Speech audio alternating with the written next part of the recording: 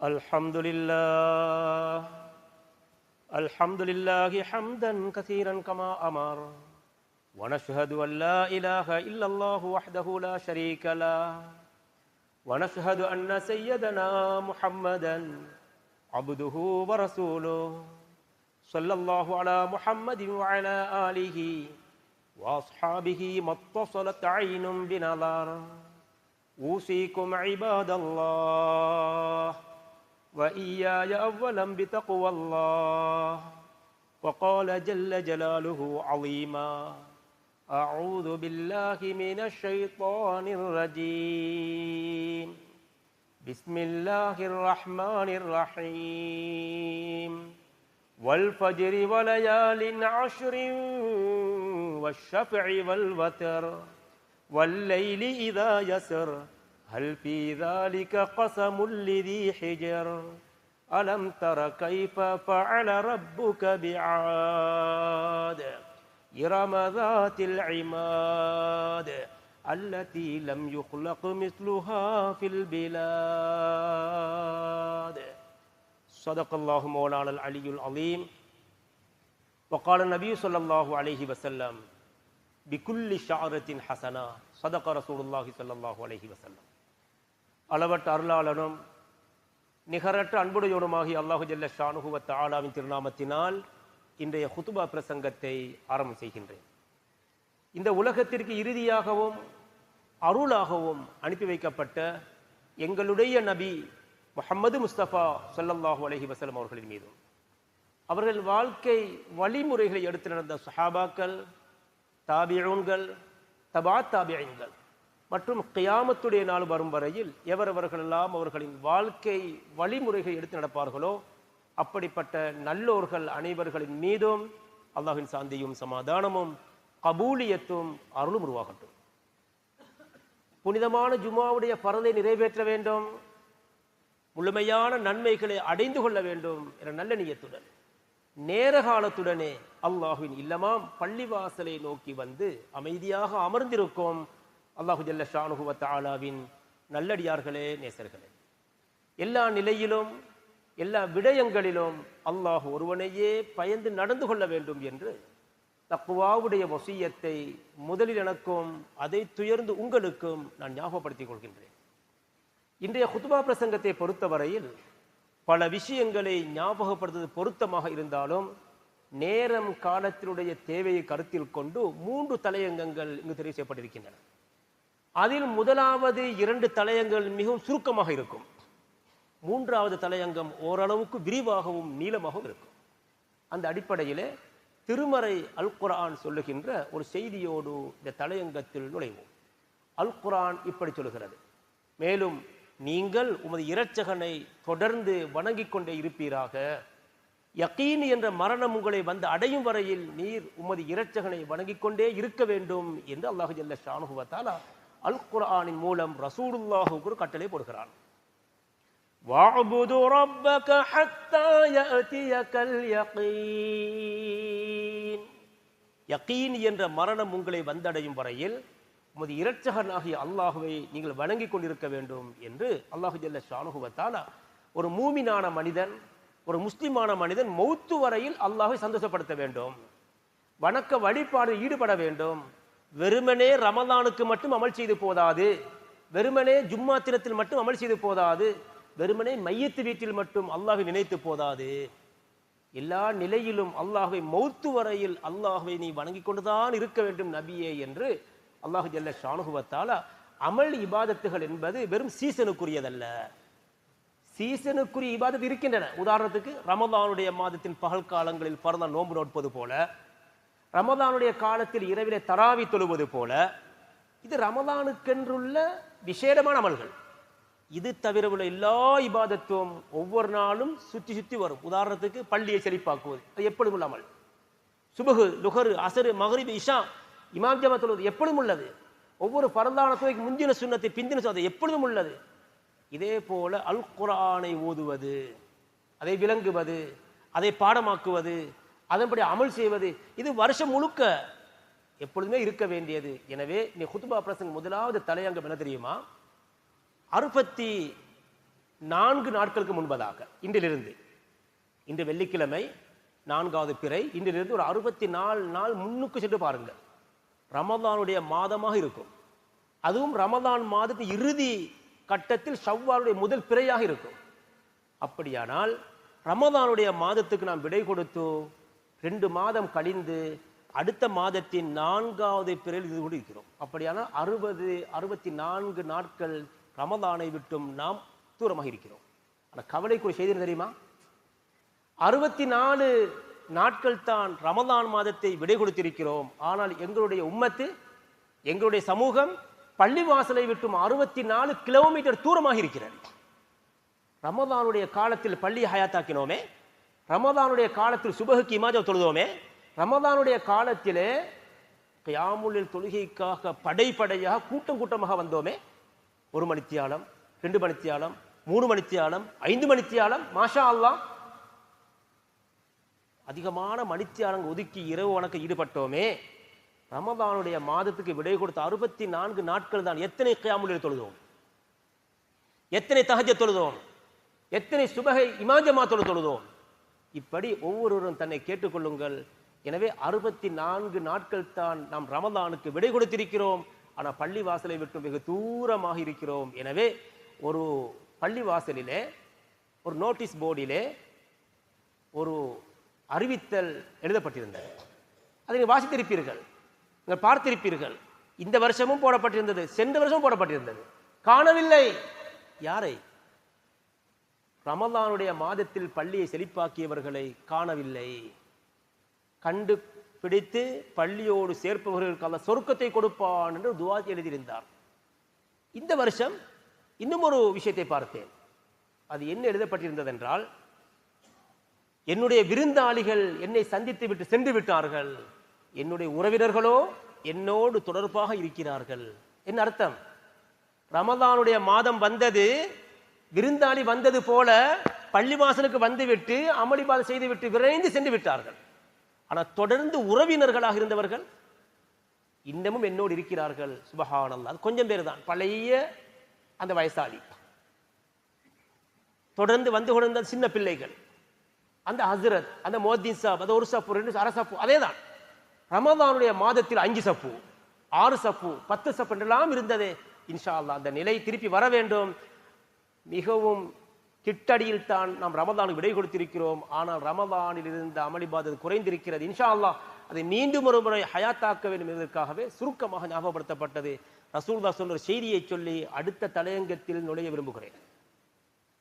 ரசூலுல்லாஹ் சொன்னார்கள், இன்ன அஹப்பல் அமாலி இலல்லாஹி தஆலா அதுவமுஹா வைன் கல்ல.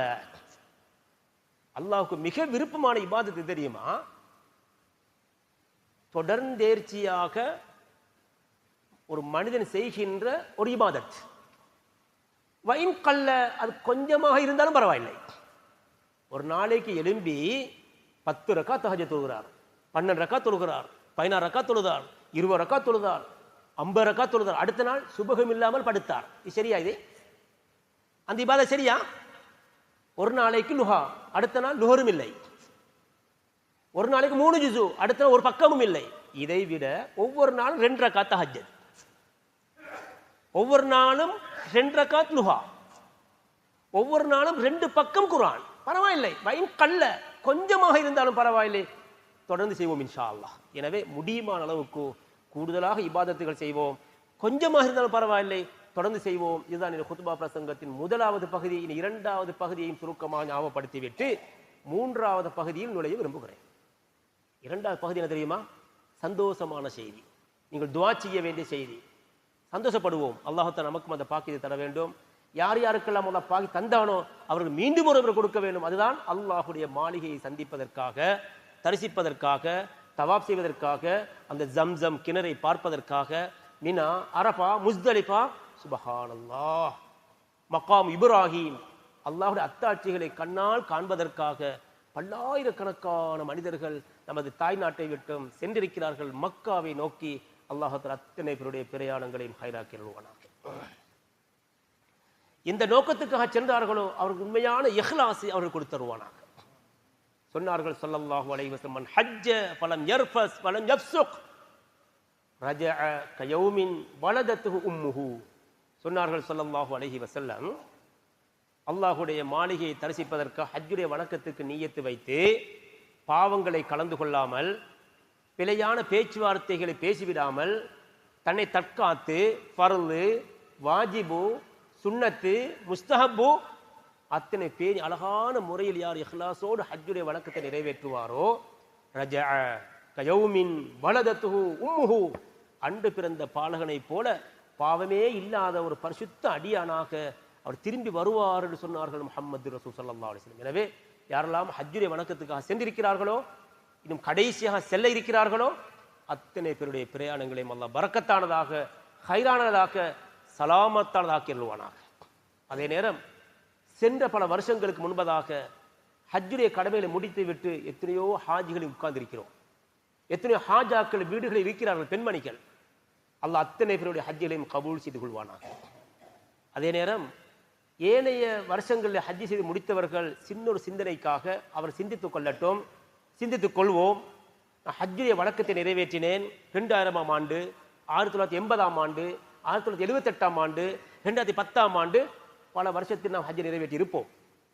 நாம் என்ன செய்வோம் தெரியுமா? சிந்திப்போம் இன்ஷா அல்லாஹ். அல்லாஹுடைய மாளிகையை தரிசித்து அன்று பிறந்த பாலகனை போல அல்லாஹ் என்னை திருப்பி அனுப்பியிருப்பான். எனவே நான் அப்படி இருக்கிறேனா? நான் அல்லாஹுடைய மாளிகையை சந்தித்து அன்று பிறந்த பாலகன் போல பாவங்கள் மன்னிக்கப்பட்ட பரிசுத்தோடு நான் திரும்பி வந்திருப்பேன் இன்ஷா அல்லாஹ். அடையாளம் இருக்கிறதா? என்னுடைய கொடுக்கல் வாங்கல் சரியா? என்னுடைய நடவடிக்கை சரியா? பக்கத்து வீட்டில் ஒற்றுமை இருக்கிறேனா? பரந்தான கடமை நிறைவேற்றுகிறேனா? என்னுடைய கொடுக்கல் வாங்கல் ஹராம் கலக்கிறதா? சுப்ஹானல்லாஹ். அல்லாஹுடைய மாளிகையை விட்டு தரிசித்து வந்தவர்கள் சிந்தித்துக் கொள்வோம். அப்படி ஏதாவது பலகீனங்கள் இருந்தால் தௌபா செய்து மீண்டும் அல்லாஹுடைய மாளிகையை தரிசித்து வந்த எனக்கு அல்லாஹ் அவனை சந்தோஷப்படுத்தி மௌத்தை தர வேண்டும் என்ற துஆவோடு இருப்போம். அதோடு சேர்த்து அல்லாஹ் யார் யாருக்கு சந்தர்ப்பம் தந்திருந்தாலும் அவர்கள் மீண்டும் ஒரு முறை மௌத்துக்கு முன்பதாக அல்லாஹுடைய மாளிகையை மீண்டும் ஒரு முறை சந்திக்க வேண்டும் என்று ஆசைப்படுவோம் இன்ஷா அல்லாஹ். கவலையான செய்தி இருக்கிறது. என்ன தெரியுமா? ஹஜ்ஜுடைய கடமையை நிறைவேற்ற அல்லாஹ் சக்தியை கொடுத்தோ, உடல் ஆரோக்கியத்தை கொடுத்தோ, வசதி வாய்ப்புகளை கொடுத்தும் இன்னமும் அடுத்த வருஷம், அதுக்கு அடுத்த வருஷம், இப்படியே வருஷம் வருஷம் என்று சொல்லி பல வருஷத்தை கடத்தி எத்தனையோ வருஷங்கள் தாண்டி விட்டது. அவர் இன்னமும் ஹஜ் செய்யவில்லை, ஹஜ்ஜுக்கு போகவில்லை. அவர்கள் பயந்து கொள்ளட்டும். சொன்னார்கள் ஸல்லல்லாஹு அலைஹி வஸல்லம், அராதல் ஹஜ்ஜ ஃபல்யதஅஜ்ஜல். உங்களில் யார் ஹஜ்ஜுக்கு நியத் வைப்பீர்களோ ஃபல்யதஅஜ்ஜல், அவசரம் காட்டட்டும். அடுத்த வருஷம், அதுக்கு அடுத்த வருஷம் வீடு கட்டி முடித்து விட்டு, கடையை திறந்து விட்டு, மகளுக்கு கல்யாணம் முடித்து கொடுத்து விட்டு, எல்லா பொறுப்பை முடித்து விட்டு இவர் ஹஜ் செய்யலாமா? இவருக்கு எப்பொழுது கடமை அப்படி செய்வோம் இன்ஷா ஃபல்யதஅஜ்ஜல். அவர் அவசரம் காட்டட்டும். அதை சொன்ன ரசூலுல்லாஹ் சொன்ன காரணம் என்ன தெரியுமா? ஃபஇன்னஹு, அந்த மனிதருக்கு தெரியாது மா யஹ்துஸ், அடுத்த வருஷம் என்ன நடக்கும், அடுத்த நாள் என்ன நடக்கும், அடுத்தடுத்த கட்டம் எனக்கு நடக்க போய் என்ன நடக்கும் தெரியாது. எனவே யாருக்கு அல்லாஹ் ஆரோக்கியத்தையும் கொடுத்து ஹஜ்ஜுடைய கடமையை நிறைவேற்றுவதற்கு சக்தியை கொடுத்தானோ அவர்கள் இன்னமும் பிந்திவிடாமல் உறுதி அணியத்து வைத்துக் கொள்ளுங்கள் இன்ஷா அல்லாஹ். எதிர்வரக்கூடிய 2027ஆம் ஆண்டு செல்லக்கூடிய ஹஜ்ஜுடைய வணக்கத்தில் நான் தயார் என்று ஒவ்வொருவரும் இன்ஷா அல்லாஹ், யாருக்கு ஹஜ் கடமையோ இன்னமும் நிறைவேற்றவில்லையோ நியத்து வைத்துக் கொள்ளுங்கள். அல்லாஹ் அத்தனை பேருடைய பிரயாணங்களையும் ஹைராக்கி அருள்வானாக. இது 2 தலையங்கள் சுருக்கமாக ஞாபகப்படுத்தப்பட்டு, இனி 3வது தலையங்கம் கொஞ்சம் நீளமானது, அதை முடியுமான அளவுக்கு சுருக்கமாக நோக்குவோம். அதுதான் திருமறை அல் குர்ஆன் சொல்லுகின்ற ஒரு செய்தி. வல் ஃபஜ்ரி வலயாலின் அஷ்ரி வஷ்ஷஃபி வல் வத்ர் வல்லைலி இதா யஸர் ஹல் ஃபீ ذلك قسم لذي حجر ألم تر كيف فعل ربك بعاد إرم ذات العماد التي لم يخلق مثلها في البلاد وثمود الذين جابوا الصخر بالواد وفرعون ذي الأوتاد الذين طغوا في البلاد فأكثروا فيها الفساد فصب عليهم ربك صوت عذاب إن ربك لبالمرصاد. நீளமான வசனம், நீளமான செய்திகள். அல்லாஹ் பல விஷயத்தையும் சத்தியம் செய்து 3 சம்பவங்களை சொல்கிறார். சத்தியம் அது அதிகாலை எப்பொழுதுமே சத்தியமாக, 10 இரவுகளுமே சத்தியமாக, இரட்டை ஒற்றை எண்ணிக்கைகளுமே சத்தியமாக, இரவு நேரத்துமே சத்தியமாக, எல்லாம் சத்தியம். ஒன்று விஷயத்தை அல்லாஹ் சத்தியம் செய்தால் பின்னால் கூறப்படக்கூடிய செய்தி மிக முக்கியமானது என்பது அர்த்தம். அந்த அடிப்படை சத்தியம் செய்த அல்லாஹ் பின்னால் 3 வரலாறை சொல்கிறான். ஆது, சமூது, ஃபிரௌனுடைய வரலாறு வருகிறது. அதை நான் சொல்வதற்கு வரவில்லை, நேரம் போதாது. இதான் வரலாறு சுருக்கம். சத்தியம் செய்த அல்லாஹ் அவருடைய சக்தியை விளங்கப்படுத்துகிறான். ஆதுக்கு என்ன நடந்தது, சமூதுக்கு என்ன நடந்தது, ஃபிரௌனுக்கு என்ன நடந்தது என்று அல் குர்ஆன் கேட்டுவிட்டு அவ்வளோ சக்தி உள்ள அந்த மனிதர்களை அல்லாஹ் என்ன செய்தான், அவனுடைய சக்திக்கு முன் அவர் என்ன ஆனது.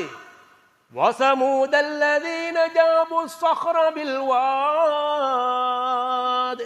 وَفِرْعَوْنَ ذِي الْأَوْتَادِ الَّذِينَ طَغَوْا فِي الْبِلَادِ فَأَكْثَرُوا فِيهَا الْفَسَادَ فَصَبَّ عَلَيْهِمْ رَبُّكَ سَوْطَ عَذَابٍ إِنَّ رَبَّكَ لَبِالْمِرْصَادِ وَثَمُودَ الَّذِينَ جَابُوا الصَّخْرَ بِالْوَادِ. சுப்ஹானல்லாஹ். அல்லாஹ் கொடுத்த சக்தி எப்படி தெரியுமா?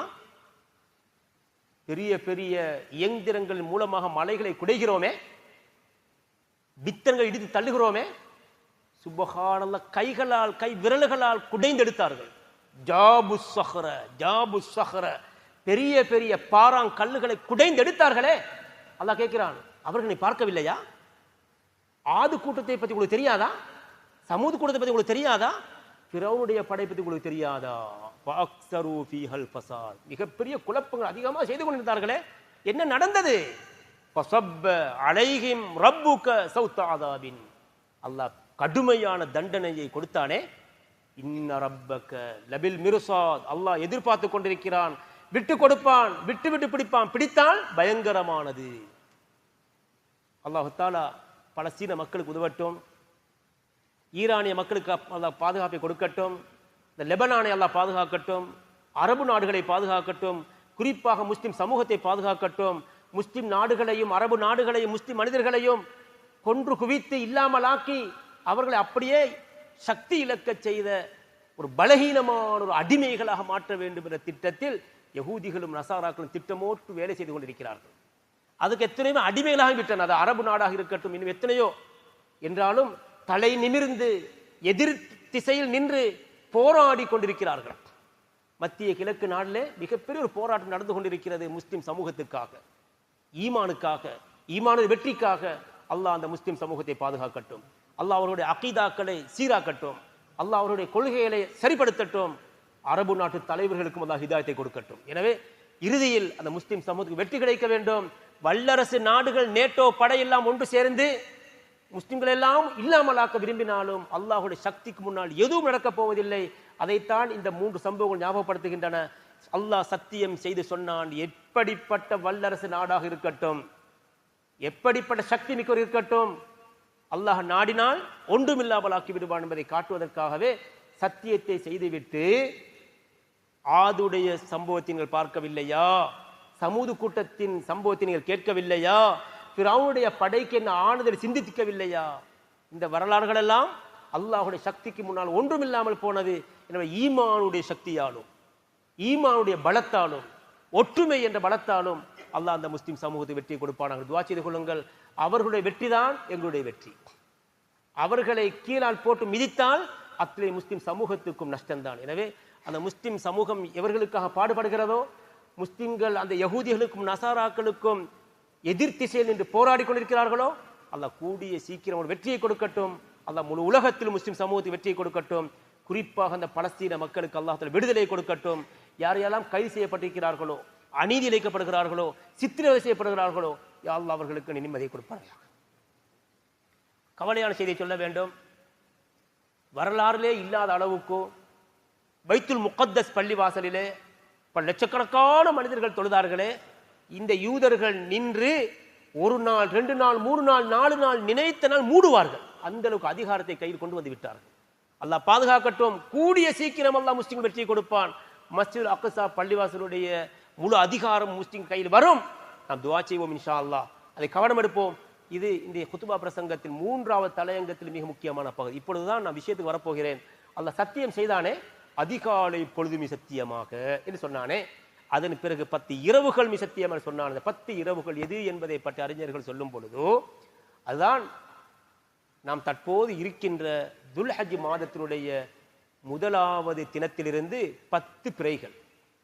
சென்ற 19ஆம் திகதி 1ஆம் பிறை, 20ஆம் திகதி 2ஆம் பிறை, 21ஆம் திகதி 3ஆம் திகதி பிறை, இன்று 22ஆம் திகதி 4வது பிறை இருந்து கொண்டிருக்கிறோம். இந்த மீதமுள்ளது 6 நாட்கள் தான். நேத்தியோக்கும் இன்ஷா அல்லாஹ். மீதமுள்ள 6 நாட்களோடு சேர்த்து இன்றோடு சேர்த்தால் 7வது நாளும் இருக்கிறது. நியத்தியோக்கும் இன்ஷா அல்லாஹ். இந்த 10 இரவுகள் 10 பகல் ஹயாத்தாக்குவோம் இன்ஷா அல்லாஹ். அதான் நியத். வல் ஃபஜ்ரி வலயாலின் அஷ்ரி வஷ்ஷஃபி வல் வத்ர் வல்லைலி இதா யஸர் ஹல் ஃபீ ذلك قسم لذي حجر. 10 இரவுகள் சத்தியமாக. ஒரு வருஷத்திலே வருகின்ற 355 நாட்களுக்கு மேற்பட்ட நாட்களிலே முத்தான 3 முத்துக்கள் இருக்கின்றன. அறிஞர்கள் சொல்லுவார்கள், முத்தான 3 முத்துக்கள் எது? சுப்ஹானல்லாஹ். அதுதான் ரமலானுடைய மாதத்தின் கடைசி 10. அது முத்து. அது யார் யார் கிடைத்ததோ அதனுடைய பொறுமதியை சொல்ல முடியாது. அந்த முத்தில் ஒன்றுதான் லைலத்துல் கத்ர். இந்த 10 இரவில் தான் லைலத்துல் கத்ர் வரும். அந்த லைலத்துல் கத்ர் யாருக்கு கிடைத்ததோ அவர் பாக்கியசாலி, அவருக்கு எல்லா ஹைரும் கிடைத்து விட்டது. யார் அதில் பாக்கியம் இழந்தாரோ அவர் நஷ்டவாளி. அந்த 10 நாள் முடிந்து விட்டது. அதுக்கு விடை கொடுத்து 64 நாட்களை தாண்டி இருக்கிறோம். அல்ஹம்துலில்லாஹ். என்றாலும் இன்னும் ஒரு முத்து கிடைத்திருக்கிறது. அதுதான் இந்த துல்ஹஜ் மாதம். இந்த வருஷத்தை முடிப்பதற்கு கடைசி மாசம் துல்ஹஜ்ஜுடைய மாதம். அதிலும் 1வது 10 இருக்கிறது. ரமலானிலே கடைசி 10, துல்ஹஜ் மாதத்தின் ஆரம்ப 10. மாஷா அல்லாஹ் கிடைத்திருக்கிறது. அல்ஹம்துலில்லாஹ். சின்ன ஒரு கேள்வி. 18ஆம் திகதி சிலர் மௌத்தாகினார்கள் அக்குறையிலே, 17ஆம் திகதி மௌத்தாகினார்கள், 16ஆம் திகதி மௌத்தாகினார்கள்.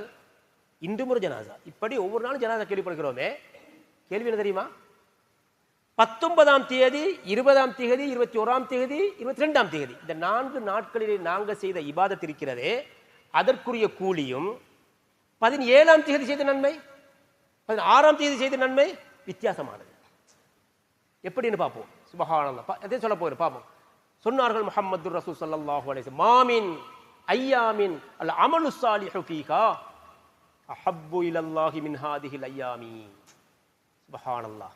துல்ஹஜ் மாதத்தினுடைய 1வது 10 நாட்கள் இருக்கிறதே, அந்த நாட்களில் மனிதர்கள் அமல் செய்கின்றதை விட விருப்பமான வேறு தினங்களில் எவராலும் அமல் செய்ய முடியாது. அப்படி என்றால் 19ஆம் தேதி 1ஆம் பிறை, 20ஆம் தேதி 2ஆம் பிறை, 21ஆம் தேதி 3ஆம் பிறை, 22ஆம் தேதி 4ஆம் பிறை, இந்த நாட்களில் நாம் செய்கின்ற இபாதத்து இந்த 4 நாளுக்கு முன் செய்த இபாதத்தை வித்தியாசமானது. எப்படி வித்தியாசம்? இன்று செய்கின்ற, நேற்று செய்த, நேற்று முந்தின செய்த ஒவ்வொரு இபாதத்துக்கும் அல்லாஹ் மிக விருப்பம் கூட. அல்லாஹ் எத்தனை கோடி கோடி கோடி லட்சம் லட்சம் பல மடங்காக நன்மைகளை பெருக்கி தர இருக்கிறான். எனவே அந்த 10 நாட்கள் நாம் செய்கின்ற இபாதத் விருப்பமானது என்ற அர்த்தம் விசேஷமானது அர்த்தம். விசேஷம் என்றால் நன்மை கூடியது என்ற அர்த்தம். வெறுமனே விசேஷம் என்றால் போதுமா? அல்லாஹ் விருப்பம் போதுமா? விருப்பம் என்றால் நன்மை கூட கிடைக்கும், பல மடங்கு கிடைக்கும். அல்லாஹ் வித்தியாசமாக பார்ப்பான், வித்தியாசமாக நன்மை கொடுப்பான், வித்தியாசமாக நிற்பான். சுப்ஹானல்லாஹ். சொன்னார்கள் ஸல்லல்லாஹு அலைஹி வஸல்லம், எனவே அந்த 10 நாட்கள் நாம் செய்ய வேண்டிய அதிகமான ஒரு 10 இபாதத் இருக்கின்றன. 10 இபாதத் இருக்கிறது. ஒவ்வொன்றாக எண்ணிக்கொண்டு சொல்கிறேன், பாருங்கள் இன்ஷா அல்லாஹ். எண்ணிக்கொள்ளுங்கள், செய்வோம் இன்ஷா அல்லாஹ். எல்லாம் லேசானது, எல்லாம் லேசானது, செலவில்லாதது.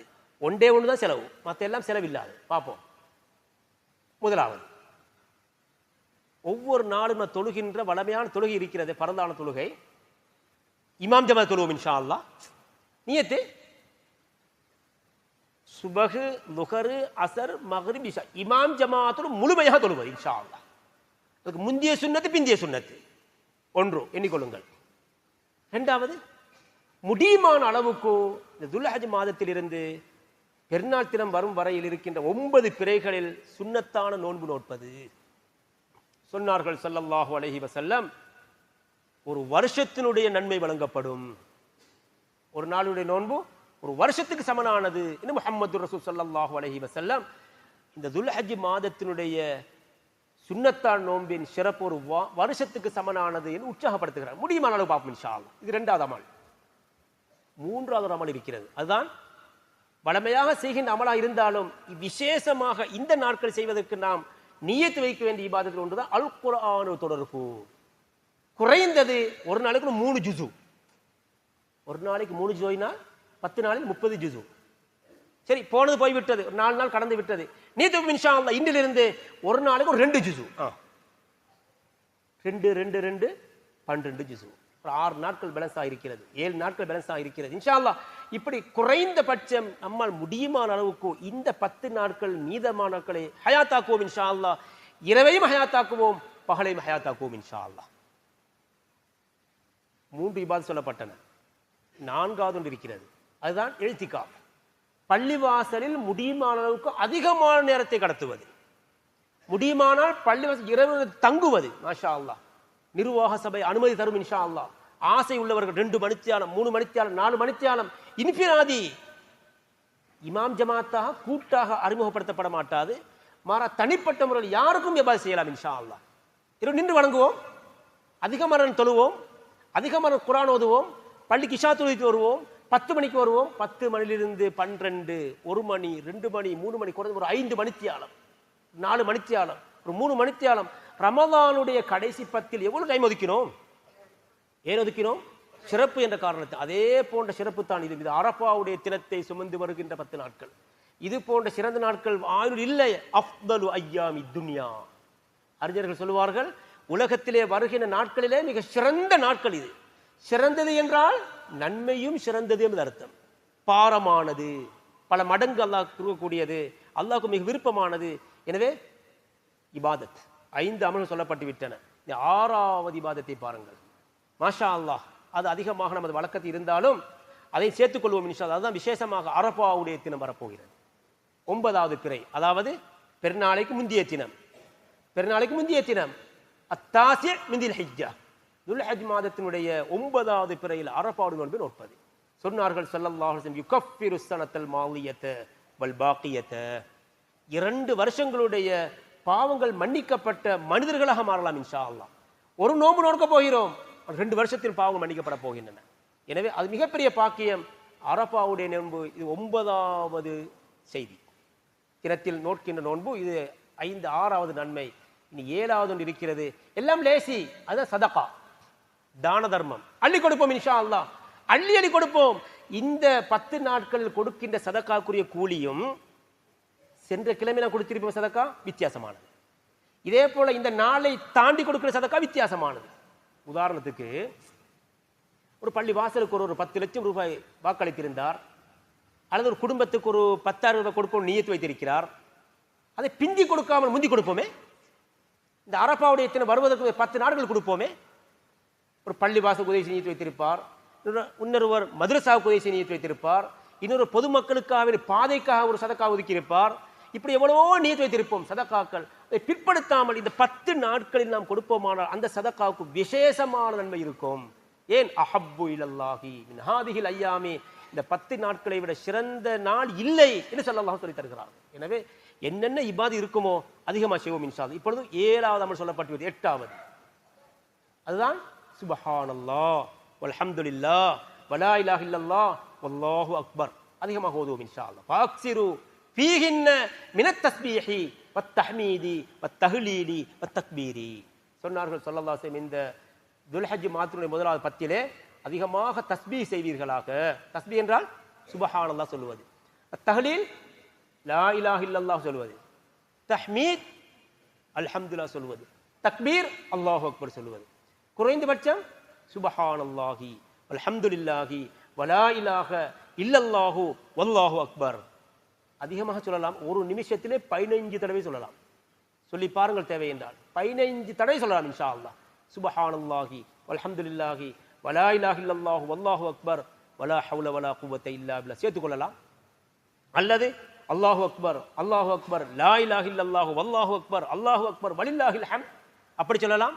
எப்படி அதிகமாக தக்பீர் சொல்லுவது, அதிகமாக தஸ்பீஹ் செய்வது, அதிகமாக தஹ்மீது சொல்லுவது, அதிகமாக தஹ்லீல் சொல்லுவது. அல் குர்ஆன் சொல்வதை பாருங்கள். வத்குருல்லாஹ ஃபீ அய்யாமின் மஅதூதாத். எண்ணித்தரப்பட்ட நாட்களிலே அல்லாஹ்வை நீங்கள் அதிகமாக திக்ர் செய்து கொள்வீர்களாக. இந்த ஆயத்தை பற்றி விளக்குகின்ற அறிஞர்கள் பல கருத்துக்களை சொன்னாலும் விசேஷமாக இந்த துல்ஹஜ் மாதத்தினுடைய முதலாவது பிறையிலிருந்து ஐயாமு தஷ்ரீக் முடியும் வரை, ஐயாமு தஷ்ரீக் முடியும்ன்றா பெருநாள் தினத்தை தாண்டி 11வது பிறை, 12வது பிறை, 13வது பிறை அசருடைய நேரம் முடியும் வரையில் அதிகமாக தக்பீர் சொல்வது. முதலாவது பிறையிலிருந்து ஐயாமு தஷ்ரீக்குடைய 13வது நாள் அசர் தொழுகை நேரம் முடியும், அதாவது மக்ரிபுடைய நேரம் வரும் வரையில் தக்பீர் சொல்லுவது. அசருடைய நேரம் முடியும் வரையில் இப்படி அதிகமாக தக்பீர் சொல்லுவது மிக விசேஷமான சுன்னத்து. இது 8வது அமல். 9வது ஒன்று இருக்கிறது. அதுதான் அடுத்தவர்களுக்கு உதவிக்கரம் நீட்டுவது, அடுத்தவர்கள் மீது அன்பு காட்டுவது, அடுத்தவர்கள் மீது இரக்கம் காட்டுவது, அடுத்தவர்களுக்கு நம்மால் முடியுமானதை செய்வது, பெரியவர்களை கண்ணியப்படுத்துவது, சிறுவர்கள் மீது இரக்கம் காட்டுவது, ஏழை எளியோர்களுக்கு கொடுத்துதவுவது. சுப்ஹானல்லாஹ் சுப்ஹானல்லாஹ். பெருநாளுடைய தினம் வருகிறது. எத்தனையோ ஏழைகள் எங்களுடைய சூழ வாழ்ந்து கொண்டிருக்கிறார்கள். எங்களுடைய வீட்டிலே எங்களுடைய பிள்ளைகளுக்காக 2 லட்சம் 3 லட்சம் ரூபாய் செலவழிக்கிறோம். லட்சக்கணக்கான ரூபாய் செலவழித்து உடுப்பு பணிகளை வாங்கி கொடுக்கிறோம். பக்கத்து வீடு அடக்கமாக, ஒழுக்கமாக, கௌரவமாக தன்னுடைய கஷ்டத்தை சொல்ல முடியாமல் பலர் வாழ்ந்து கொண்டிருப்பார்கள். அவர்களை கண்ணியப்படுத்துவோம் இன்ஷா அல்லாஹ். அவர்களுக்கு உடுப்பு வாங்கி கொடுப்போம், பிள்ளைகளுக்கு முடியுமானதை வாங்கி கொடுப்போம். இப்படி எங்களுடைய பிள்ளைகளை சந்தோஷப்படுத்த உதவி செய்ய நாம் முன்வருவது போல ரகசியமான ஒரு எங்களால் எத்தனை ஏழைகளை வாழ வைப்போம் இன்ஷா அல்லாஹ். இதுவெல்லாம் இந்த 10 தினங்கள் செய்வது மிக சிறந்ததாக இருக்கும். கடைசியாக உள்ள அமல்தான் கடைசி யௌமுன் நஹர், அதுதான் குர்பானி வணக்கம். இன்னும் ஒரு 5 நிமிடங்கள் மீதமாக இருக்கின்றன. அதை மட்டும் சுருக்கமாக சொல்லி முடிக்க விரும்புகிறேன். அதுதான் அல் குர்ஆன் சொல்லுகின்ற விசேஷமான ஒரு இபாதத். அது எது? குர்பானி வணக்கம். அல் குர்ஆன் சொல்வதை பாருங்கள். لن ينال الله لحومها ولا دماؤها ولكن يناله التقوى منكم. நீங்கள் அறுக்கின்ற பிராணியுடைய இரத்தங்களோ மாமிசங்களோ அல்லாஹ்வை சென்றடைவதில்லை. அல்லாஹ்வுக்கு கூட இறைச்சி தேவையில்லை, உங்களுடைய ரத்தமும் தேவையில்லை, உங்களுடைய காசு பணமும் தேவையில்லை. உங்களுடைய உள்ளத்தில் இருக்கின்ற உண்மையான பயபக்தியும் இஹ்லாஸும் தான் எனக்கு தேவை என்று திருமறை அல் குர்ஆன் சொல்லுது. இது வெறும் குர்பானுக்கு மட்டுமா? ஹஜ்ஜுக்கும் இதுதான், உம்ராவுக்கும் இதுதான், தொழுகைக்கும் இதுதான், சதகாவுக்கும் இதுதான். ஒவ்வொரு இபாதத்துக்கும் இஹ்லாஸ் அடிப்படையானது என்பதை இந்த ஆயத்து முழுமையாக விளங்கப்படுத்துகிறது. ஒரு நாள் முஹம்மது ரசூல் ஸல்லல்லாஹு அலைஹி சஹாபாக்களிடம் உதஹியாவுடைய வணக்கத்தை பற்றி பேசிக் கொண்டிருந்தார்கள். இந்த நேரத்திலே சஹாபாக்கள் கேட்டார்கள், யா ரசூலல்லாஹ் ஸல்லல்லாஹு அலைஹி வஸல்லம், இந்த உலஹியாவுடைய வணக்கத்தை பற்றி சொல்லுகிறீர்களே, மாஹாதிஹி, இது என்ன? இது எங்கிருந்து வந்தது? அடிப்படை என்ன? சுப்ஹானல்லாஹ், சுன்னத்து அபீக்கும் இப்ராஹீம, இது இப்ராஹிம் அலைஹிஸ்ஸலாத்து வஸ்ஸலாம் அவர்களுடைய சுன்னத் வழிமுறையில் நின்றும் உள்ளதாகும் என்று சொன்ன பொழுது சஹாபாக்கள் திருப்பி கேட்டார்கள், யா ரசூலல்லாஹ், அப்படியானால் எங்களுக்கு என்ன கிடைக்கும்? எங்களுக்கு நன்மை எப்படி கிடைக்கும்? எப்படி கிடைக்கும்? எவ்வளவு கிடைக்கும்? எத்தனை லட்சம் கிடைக்கும்? மாலனா ஃபீஹா யா ரசூலல்லாஹ், எங்களுக்கு என்ன கிடைக்கும்? சொன்னார்கள் ஸல்லல்லாஹு அலைஹி வஸல்லம், பிகுல்லி ஷாரத்தின் ஹஸனத்துன், நீங்கள் எந்த பிராணி அறுக்கிறீர்களோ அதனுடைய தோளிலே இருக்கின்ற ஒவ்வொரு ரோமத்துக்கும் பகரமாக நன்மை வழங்கப்படும் என்று சொன்னார்கள் ஸல்லல்லாஹு அலைஹி வஸல்லம். இதை சொன்னவுடன் சஹாபாக்கள் புத்திசாலிகள், மிகப்பெரிய புத்திசாலிகள், ஆச்சரியப்பட்டார்கள். சுப்ஹானல்லாஹ், ஒரு மிருகத்தினுடைய ரோமத்தின் அளவுக்கு நன்மை கிடைக்குமா? அப்படியானால் பசூப், செம்மறியாடு, செம்மறியாடுதான் உலகத்திலே இருக்கின்ற மிருகங்களிலே அதிகமான ரோமம் உள்ள மிருகங்களே ஒரு மிருகம். சாதாரணமான மாட்டுக்கு ஆட்டுக்கு இருப்பதை விட அந்த ஆட்டிலும் செம்மறி ஆட்டுக்கு இருக்கின்ற ரோமம் இருக்கிறது மிக அதிகமானது. சஹாபாக்கள் கேட்டார்கள், பசூப், செம்மறி ஆட்டை கொடுத்தாலும் அப்படி நன்மை கிடைக்குமா? சுப்ஹானல்லாஹ், சொன்னார்கள் ஸல்லல்லாஹு அலைஹி வஸல்லம், லிகுல்லி பிகுல்லி ஷாரத்தின் மினசூபி ஹஸனத்துன், நீங்க செம்மறி ஆட்டை கொடுத்தாலும் அல்லாஹ் கஞ்சன் அல்ல, அல்லாஹ் கஞ்சன் அல்ல, அவன் கிள்ளி கொடுக்க மாட்டான், அவன் அள்ளி கொடுப்பான். எனவே நீங்க செம்மறி ஆட்டை கொடுத்தாலும் அந்த ரோமத்துக்கு பகரமாக நன்மை வழங்கப்படும் என்று ஸல்லல்லாஹு அலைஹி சொல்லி தந்தார்கள். சின்ன உதாரணத்துக்கு அவரவர் கண்ணுக்கு மேல் இருக்கின்ற இந்த புருவத்தை எண்ணி பார்க்கலாமா யாராலும்? இந்த கண்ணுக்கு மேல் உள்ள இமை எண்ணலாமா? எத்தனை கோடி இருக்கும்? எத்தனை லட்சம் இருக்கும்? தாடி முடிய சொல்லவில்லை, தலைய முடிய சொல்லவில்லை, நெஞ்சில் இருக்க முடிய சொல்லவில்லை, வெறுமனே கண்ணுக்கு மேலுள்ள புருவத்தில் முடிய எண்ணலாமான்னு கேட்கிறேன். இந்த கண்ணுக்கு மேல் இமய முடி எண்ணலாமான்னு கேட்கிறேன். முடியுமா? முடியாது. அப்படியானால் ஒரு மாட்டினுடைய தோல் எத்தனை முடி இருக்கும்? சுப்ஹானல்லாஹ். அல்லாஹ் குதிரத்துள்ளவன், அல்லாஹ் சக்தியுள்ளவன். அல்லாஹ்வுக்கு தெரியும் எத்தனை கோடி முடி இருக்கும். அந்த ஒவ்வொரு ரோமத்துக்கும் பகரமா நன்மை வழங்கியிருக்கிறான். எனவே அந்த இபாதத்தில் யாரும் கஞ்சத்தனம் காட்டிவிட வேண்டாம். அல்லாஹ் ஒருவருக்கு ஒரு மாட்டை கொடுக்க சக்தி கொடுத்திருந்தால் அவர் 7 ஒரு பங்கா, இவருக்கு 2 மாடு கொடுக்க முடியும், இவருக்கு 3 மாடு கொடுக்க முடியும், இவர் 1 பங்கு, இவர 2 பங்கு, இவர் 3 பங்கு. அல்லாஹ் யாருக்கு தெரியுமா அந்த பங்கை சொன்னான்? யாருக்கு? சாதாரணமான ஒரு இபாதத்தை செய்வதற்கு யாரும் அதில் இல்லாமலாக கூட அல்லாஹ் செஞ்ச அருள். ஒரு சாதாரணமான ஏழை இருக்கிறார், அவருக்கும் ஆசை இருக்கிறது, நானும் ஒரு மாட்டை கொடுக்க வேண்டும் என்று அல்லாஹ் சொல்லியிருந்தேன், முடியாதே, அவருக்கு அந்த பாக்கியம் இல்லாமல் போய்விடும். எனவே 7 1 ஆக சின்ன பகுதி, ஒரு 3 லட்சம் 4 லட்சம் பொறுமதியான மாட்டிலே இவர் ஒரு 50,000 60,000 ஒரு 70,000 பங்காளியாக இபாதை செய்வதற்கு தான் சந்தர்ப்பமே தவிர 2 மாடு 5 மாடு கொடுக்க அல்லாஹ் வசதியை கொடுத்து ஒருவருக்கு 1 பங்கா 2 பங்கா? யாரை ஏமாத்துகிறார்? சுபஹான் அல்லாஹ். கொடுத்திருந்தால் செய்வோம் இன்ஷா அல்லாஹ். இது யாருக்கு? அவரோட சாப்பிடவா? ஏழை கொடுப்போம், ஊர் மக்களுக்கு கொடுப்போம், நிறைய கொடுப்போம், துவா செய்யட்டும், தனக்கு 1 பங்கு, குடும்பத்துக்கு 1 பங்கு, ஏழைகளுக்கு இன்னொரு பங்கு. சுபஹான். இப்படி இது ஒரு மிகப்பெரிய இபாதத். கடைசியாக மிக முக்கியமான பகுதி, குர்பானி கொடுப்பதற்கு நியத்து வைத்தவர்கள் செய்வது மிக முக்கியமான ஒரு இபாதத்து தான் நகங்களையும் முடிகளையும் களையாமல் இருப்பது, கடிக்காமல் இருப்பது, பிக்காமல் இருப்பது, வலிக்காமல் இருப்பது. யார் கொடுப்பாரோ அவருக்கு மட்டுமுள்ள சட்டம் இது. பிள்ளைகளுக்கு செய்யலாம் இன்ஷா அல்லாஹ். இப்பொழுது கடைசியாக மிக முக்கியமான பகுதிக்கு வந்திருக்கிறேன். மிருகம் இது அல்லாஹ் எங்களுக்காக படைத்தது. இந்த ஆடு மாடு ஒட்டகங்கள் எங்க அல்லாஹ் படைத்து எங்களுக்கு இபாதத் செய்வதற்கு சந்தர்ப்பத்தை தந்திருக்கிறான். எனவே அந்த மிருகங்கள் மீது இரக்கமாக நடக்க வேண்டும் இன்ஷா அல்லாஹ். 3 லட்சம் 4 லட்சம் 5 லட்சம் ரூபாய் செலவழித்து மாட்டை வாங்கினோம், ஆனால் தீனி வாங்க மாட்டோம். அதுக்கு ஒரு ஏற்பாடு இல்லை. அது பசியோடு வாடுகிறது, தண்ணி தாகத்தோடு கஷ்டப்படுகிறது. எனவே அதற்காக செலவழிப்போம் இன்ஷா அல்லாஹ். நேற்று முந்தின தினம் ஒரு பள்ளிவாசலுக்கு சென்றிருந்தேன். சுபஹான், சந்தோஷமான செய்தி. அவர் ஒரு மாட்டை வாங்கி கட்டியிருந்தார் பள்ளிக்கு பக்கத்தில். அவரை சந்தித்து அவர் கேட்டேன், என்ன ஏற்பாடுன்னு கேட்டேன். சுபஹான், அவர் சொன்ன செய்தி மிக முக்கியமானது, உங்களுக்கு ஒரு முன்மாதிரியாக இருக்கும். எனக்கும் ஒரு முன்மாதிரி இருந்தது. சொன்னார், ஒரு நாளுக்கு 2500 ஒதுக்கி இருக்கிறேன். எதற்காக? தீனி போடுவதற்காக, அதை காவல் காப்பதற்காக, அதற்கு புல்லு வெட்டுவதற்காக, கட்டல் பீஸ் வாங்கி கொடுப்பதற்காக. சுபஹானல்லாஹ். 3 லட்சம் 5 லட்சம் ரூபாய் செலவழித்திருக்கிறோமே, மேலதிகமாக அந்த மிருகத்தின் மீது இரக்கம் காட்டுவோம். சாப்பாடு கொடுப்போம் நன்றாக, தண்ணீர் கொடுப்போம் நன்றாக, இரக்கம் காட்டுவோம். அதுக்கு அடிக்கக்கூடாது, அதுக்கு வேதனை செய்யக்கூடாது, அதுக்கு இரக்கம் நடப்போம். ஒரு நாள் முஹம்மது ரசூல் ஸல்லல்லாஹு அலைஹி வஸல்லம் அவர் ஒரு மனிதரை கண்டார். அவர் ஒரு ஆட்டை குர்பானி கொடுக்க முயற்சி செய்து கொண்டிருக்கிறார். மர்ர ரசூலுல்லாஹ் அலா ரஜுலின் வாலிஇன் ரிஜ்லஹு அலா ஸஃப்ஹதி ஷாத்தின்.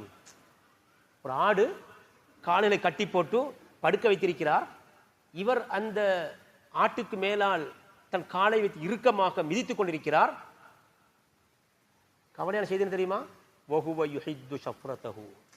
அப்பொழுதுதான் அவர் கத்தியை தீட்டுகிறார். இதை கண்டவுடன் ரசூலுல்லாஹ் ஸல்லல்லாஹு கவலைப்பட்டு கேட்டார்கள், வஹிய தல்ஹது இலைஹி பிபஸரிஹா. இவர் கத்தியை தீட்டுவதை அந்த ஆடு கூர்ந்து கவனித்துக் கொண்டிருக்கிறது. இதை கேட்ட ரசூலுல்லாஹ் கேட்டார்கள், அஃபலா கப்ல ஹாதா. இந்த ஆட்டை நீ அறுக்க முயற்சிக்கிறாயே, இப்பொழுதுதான் நீ கத்தியை தீட்டுவதா? இது நேரத்தில் செய்திருக்க வேண்டுமே, நேற்று ஆயத்தமா இருக்க வேண்டுமே, முந்தின தீட்டு தயாராக இருக்க வேண்டுமே. அவதுரீத் அன்துமீதஹா மௌத்தத்தைனி. 2 முறை இந்த மிருகத்தை நீ கொல்ல போகிறாயா? ஒரு முறை அறுத்து கொள்ளுவது நியாயம். நீ அதை படுக்க வைத்து கத்தியை தீட்டி பயமுறுத்தி கவலைப்படுத்தி கஷ்டப்படுத்துகிறார். அதுவும் கொல்லுவது போல இப்படிப்பட்ட ஒரு குர்பானி உனக்கு தேவையா? இப்படிப்பட்ட ஒரு அமலோடு தேவைதானா என்பது போல ரசூல் கேட்டார்கள். அவதுரீது அன்துமீதஹா மௌத்தத்தைனி. 2 முறை இந்த மிருகத்தை கொல்லுவது போன்று இருக்கிறதே என்று ஸல்லல்லாஹு எச்சரிக்கிறார்கள். எனவே யாரெல்லாம் குர்பானை வணக்கத்துக்கு தயாராக இருக்கிறோமோ, அறுவை கத்திகளை சரியாக தீட்டிக் கொள்ளுங்கள். கவலையான செய்தியை சொல்ல வேண்டும். ஒரு 10 வருஷத்துக்கு முன்பதாக அக்குரை பிரதேசத்திலே ஒரு இடத்தில் அது எங்கு எவர் எங்கு நீ விசாரிக்காதீர்கள். உதாரணம் எனக்கு தெரியும், ஆதாரபூர்வமான கைவசமாக கண்ட செய்தி. பெருநாள் தினம் ஒரு 10 மாடு அல்லது 15 மாடு கட்டப்பட்டிருந்த அந்த ஏரியாவிலே ஒருவர் வந்தார், கத்தி எடுத்தார், அறுக்க முனைந்தார், 2 அறுத்தார், மாடு ஓடுகிறது. விசாரித்து பார்த்தால் இவர் பழக வந்திருக்கிறார். பழக வேண்டுமா? கோழி எடுத்து பழகு, குர்பானி கொடுத்த பழக வேண்டும். சுபஹா, எவ்வளவு சித்திரவதை, எவ்வளவு பெரிய அநியாயம். பிறகு விசாரித்தால் இவருக்கு அறுக்கவும் தெரியாது, அதை விட ஒரு படி மேல கத்தி மொட்டை. எப்படியோ அந்த மிருகம் வேதனை செய்யப்படக்கூடாது என்பதற்காக இன்னும் பல கத்திகளை மாற்றி மாற்றி வெட்டி அந்த மாடு அறுக்கப்பட்டு சுபஹானல்லாஹ், அல்லாஹ் தஆலா கூலியை கொடுக்க வேண்டும். கவலை செய்தல் தெரியுமா? பிறகுதான் அக்குனை பஜார் முழுக்க கடையெல்லாம் மூடி, கத்தியை தீட்டி இடமில்லை. அவசரமாக திருவிழனை பிடித்த அம்பத்தனைக்கு சென்று கத்தி தீட்டி வந்து அந்த குர்பானி வணக்கம் நடைபெற்று. இப்படிப்பட்ட மடத்தனமான இபாதத் தேவையா? நன்றாக தெரியும் 10 நாள் நேரம் இருக்கிறது, 5 நாள் நேரம் இருக்கு, கத்தியை தீட்டுவோமே, புதிய கத்தி வாங்குவோமே, என்ன நஷ்டம்? 3 லட்சம் 4 லட்சம் 10 லட்சம் செலவழிக்கிறோம். ஒரு கத்தி எவ்வளவு? 50,000? ஒரு கத்தி 5000, அறுப்பு கத்தி ஒரு 3000 வாங்குவோம் ஒரு இபாதத்துக்காக. எனவே இந்த மிருகங்கள் மீது அநியாயம் செய்துவிட வேண்டாம், அது மிகப்பெரிய அநியாயம். அப்படிப்பட்ட இபாதத் தேவையில்லை. இந்த குர்பானி கொடுப்பது சுன்னத்து, அந்த மிருகங்களை வேதனைப்படுத்துவது ஹராம். கடைசியாக ரசூல் சொன்ன செய்தியை சொல்லி முடிக்க விரும்புகிறேன். அதுதான் சொன்னார்கள், மன் மஸ்ஸல பிதி ரூஹின், யார் ஒரு உயிருள்ள பிராணியையோ உயிருள்ள ஒன்றை வேதனைப்படுத்துவாரோ சித்திரவதை செய்வாரோ சும்மலம் யத்துப், அதற்கான தௌபா சரியாக செய்யப்படவில்லை என்றால் முஸ்ஸில மறுமையுடைய நாளில் அவரை சித்திரவதை செய்யப்படுவார் என்று முஹம்மது ரசூல் ஸல்லல்லாஹு அலைஹி எச்சரிக்கை செய்தார்கள். எனவே ஹுத்பா பிரசங்கம் மிக நீளமானது, இன்னும் பல செய்தி இருக்கின்றன. எப்படிப்பட்ட மாடுகள் கொடுக்கப்பட வேண்டும், எப்படிப்பட்ட சுன்னத்தான முறை இருக்கின்றன என்பதையெல்லாம் இன்ஷா அல்லாஹ் உலமாக்களை நீங்கள் கேட்டுக்கொள்ளுங்கள். ஹுத்பா பிரசங்கத்தில் 3 தலையங்கள் ஓதப்பட்டன. முதலாவது பகுதியிலே ரமதானுடைய மாதத்துக்கு விடை கொடுத்த 64 நாட்கள் கழிந்திருக்கின்றன என்று சொல்லி, ஆனால் எமது சமூகமோ பள்ளிவாசலை விட்டு 64 கிலோமீட்டர் தூரமாகிவிட்டது, எனவே அந்த நிலை மாறி பள்ளிவாசல் ரமதானே போன்று செழிப்பாக்குவோம் என்று ஞாபகப்படுத்தப்பட்டது. 2வது சொல்லப்பட்ட செய்திதான், ஹஜ்ஜுடைய வணக்கத்துக்காக பலர் சென்றிருக்கிறார்கள், அவர்களுக்கு துவா செய்தோம். அதே போல யாரெல்லாம் ஹஜ்ஜி ஏற்கனவே செய்திருக்கிறார்களோ அவர்கள் ஹாஜிகளாக மௌத்தாகும் வரை ஒரு முன்மாதிரி இருக்க வேண்டும் என்று சொல்லப்பட்டது. இன்னும் அடுத்தடுத்த வருஷங்கள் ஹஜ்ஜி செய்து நியத்து வைக்க வேண்டும் என்று அவர்களுக்கு சொல்லப்பட்டது. இது 2வது தலையங்கம். 3வது சொல்லப்பட்ட தலையங்கம் தான் 10 இரவுகள் 10 பகல்கள். அதுதான் துல்ஹஜ் மாதத்தினுடைய 10 நாட்கள் சொல்லப்பட்டு இன்று 4வது பிரிவு இருந்து கொண்டிருக்கிறோம். 6 நாட்கள் மீதமாக இருக்கின்றன. இந்த 10 நாட்களிலும் நாம் செய்ய வேண்டிய 10 அமல்கள் ஞாபகப்படுத்தப்பட்டது. அது முதலாவது ஃபர்லான தொழுகையை இமாம் ஜமாத்தோடு தொழுவது, முந்தின சுன்னத்து பிந்தின சுன்னத்தில் பேணுதலாக இருப்பது, குறிப்பாக சதக்காக்களை கூடுதலாக கொடுப்பது, அல் குர்ஆனை குறைந்தபட்ச முறை 3 ஜுசு அல்லது 2 ஜுசு அல்லது 1 ஜுசு ஓதுவது, அதோடு சேர்த்து அதிகமாக திக்ர் செய்வது, அது குறிப்பாக சுப்ஹானல்லாஹ் வல்ஹம்துலில்லாஹ் வலா இலாஹா இல்லல்லாஹ் வல்லாஹு அக்பர் சொல்லுவது, அல்லது அல்லாஹு அக்பர் அல்லாஹு அக்பர் லா இலாஹா இல்லல்லாஹ் வல்லாஹு அக்பர் அல்லாஹு அக்பர் வலில்லாஹில் ஹம்து சொல்லுவது. அதோடு சேர்த்து அல் குர்ஆனோடு தொடர்பு மட்டுமல்ல, சதகா, அந்த சதகாவில் குறிப்பாக ஏழை எளியோர்களுக்கு ஆடைகளை வாங்கி கொடுப்பது. பெருநாளைக்காக நாம் இந்த பிள்ளைகளை எவ்வளவு செலவழிக்கிறோம், அந்த பிள்ளைகளுக்கு செலவழிப்போம், அனாதைகளை கவனிப்போம் என்று சொல்லப்பட்டது. அதே நேரத்தில் நாம் எவ்வளவு நியத்து வைத்திருப்போம் சதக்காக்கள், பள்ளி வாசலுக்காக, மதரசாக்களுக்காக, ரோட்டுக்காக, ஸ்கூல்களுக்காக, ஏழை குடும்பங்களுக்காக. அதை இந்த 10 நாட்களுக்குள் செய்ய முடியுமானால் மிக சிறந்ததாக இருக்கும் சொல்லப்பட்டது. கடைசியாகத்தான் யௌமுன் நஹர் எனப்படுகின்ற பெருநாள் தினம் வந்துவிட்டால் அங்கு மிக விசேஷமானவர் குர்பானி வணக்கம். குர்பானி வணக்கத்துக்கு யார் நியத்து வைத்தார்களோ அவர் நகங்களையும் முடியலையும் வெட்டாமல் இருப்பது, களையாமல் இருப்பது, கடிக்காமல் இருப்பது என்றெல்லாம் சொல்லப்பட்டது. அதைத் தொடர்ந்து குர்பானி வணக்கத்துடைய சிறப்பு சொல்லப்பட்டு, அதைத் தொடர்ந்து குர்பானி வணக்கத்துக்காக எந்த மிருகத்தை நாம் வாங்குகிறோமோ அது கஞ்சத்தனம் செய்யாமல் யார் யாருக்கு என்னென்ன தகுதி இருக்கிறதோ தகுதிக்கு ஏற்ப இந்த இபாதத்தை செய்வது. காரணம் தெரியுமா? இந்த வருஷம் ஹயாத்தோடு இருக்கின்ற நாம் அடுத்த வருஷம் இருப்போமா? அதனால் இன்ஷா அல்லாஹ் அடுத்த வருஷம் ஹயாத் இருக்குமோ இல்லவோ இந்த வருஷம் நியத்து வைப்போம். அல்லாஹ் எனக்கு தந்திருக்கிறான் வசதி வாய்ப்பை, அந்த வசதிக்கு ஏற்ப எவ்வளவு கொடுக்க முடியுமோ அவள் கொடுப்போம். 1 பங்கா 2 பங்கா, 1 மாடா 2 மாடா 2 ஆடா 3 ஆடா, அவர் வசதிக்கு ஏற்ப இபாதத் செய்து அந்த ஒரு ரோமத்துக்கு பகரமான நன்மை வழங்கப்படும் என்று சொல்லப்பட்டது. கடைசியாக சொல்லப்பட்டதுதான் மிருகங்களோடு இரக்கமாக நடப்போம். 2 லட்சம் 3 லட்சம் 5 லட்சம் செலவழித்து அந்த மிருகங்களை வாங்கிவிட்டு தீனிக்காக, அதை கவனிப்பதற்காக, அதை சாப்பாட்டுக்காக ஒரு 15,000 செலவழிப்போமே, ஒரு 20,000 செலவழிப்போமே. அதற்கு புல்லுகளை வெட்டி போடுவோம், அதுக்கு தண்ணீரை கொடுப்போம், கெட்டல் பீஸ் போன்ற அதற்குரிய உணவுகளை வாங்கி கொடுப்போம், இரக்கம் காட்டுவோம் என்று சொல்லப்பட்டது. எனவே அல்லாஹ் ஹக்க ஜல்ல ஷானஹு வ தஆலா நல்லதை கேட்டு நல்லதை செய்த நல்லவர்களாக நம்முடைய கபூல் செய்வானாக. ரப்பிகள் குற்றம் குறைகளை மன்னிப்பாயாக, நல்லவர்களாக வாழ வைப்பாயாக. துல்ஹஜ் மாதத்தினுடைய முதலாவது 10 தந்திருக்கிறாயா அல்லாஹ், ரமதானுடைய கடைசி 10 எங்களுக்கு தந்திருந்தாயா அல்லாஹ், இன்னும் இது போன்ற இரவுகளை எங்களுக்கு தருவாயாக. எதிர்வரக்கூடிய மாதத்திலும் ஆஷூரா தாசா வர இருக்கிறது யா அல்லாஹ், எதிர்வரக்கூடிய தினங்கள் அரபா நாள் வர இருக்கிறது யா அல்லாஹ். எத்தனையோ சிறந்த நாட்கள் எங்களை வந்து சென்று கொண்டே இருக்கின்றன யா அல்லாஹ். அவைகளை நல்ல முறை பயன்படுத்தக்கூடிய பாக்கியங்கள் தருவாயாக. கலிமாவோடு வாழ்ந்து கலிமாவோடு மரணித்து மேலான ஜன்னத்துல் ஃபிர்தௌஸ் பாக்கியத்தை நம் அத்தனைவருக்கும் தந்தருவாயாக. வாஹிர் தஅவானா அல்ஹம்துலில்லாஹி ரப்பில் ஆலமீன். அல்ஹம்துலில்லாஹி நஹ்மதுஹு வ நஸ்தஈனுஹு ونستغفره ونؤمن به ونتوكل عليه ونصلي ونسلم على محمد صلى الله على محمد وعلى آله وأصحابه ما اتصلت عين بنظر. أوصيكم عباد الله وإياي أولا بتقوى الله. فقال جل جلاله عظيما: أعوذ بالله من الشيطان الرجيم.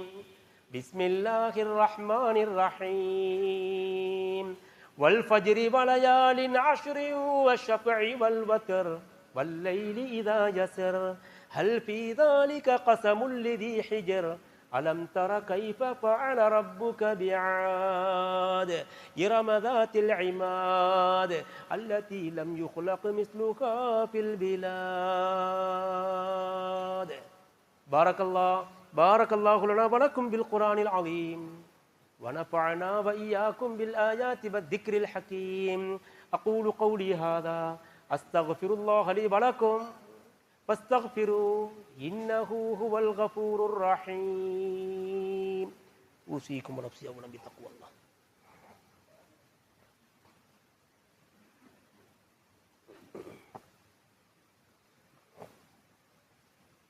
الحمد لله حمدا كثيرا كما أمر. ونشهد أن لا إله إلا الله وحده لا شريك له.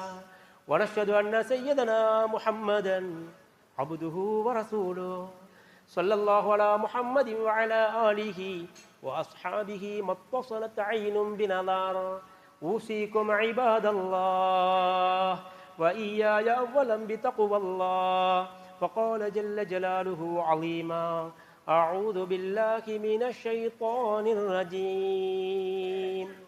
بسم الله الرحمن الرحيم. إن الله وملائكته يصلون على النبي يا أيها الذين آمنوا صلوا عليه وسلموا تسليما.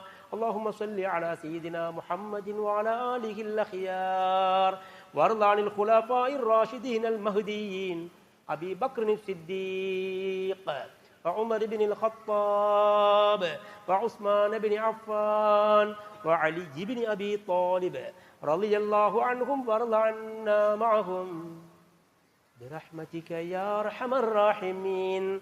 اللهم اغفر للمؤمنين والمؤمنات والمسلمين والمسلمات الأحياء منهم والأموات. اللهم أجرنا من النار ولا تجعلنا من حطب النار. ربنا اغفر لنا ولإخواننا الذين سبقونا بالإيمان ولا تجعل في قلوبنا غلا للذين آمنوا ربنا إنك رؤوف رحيم.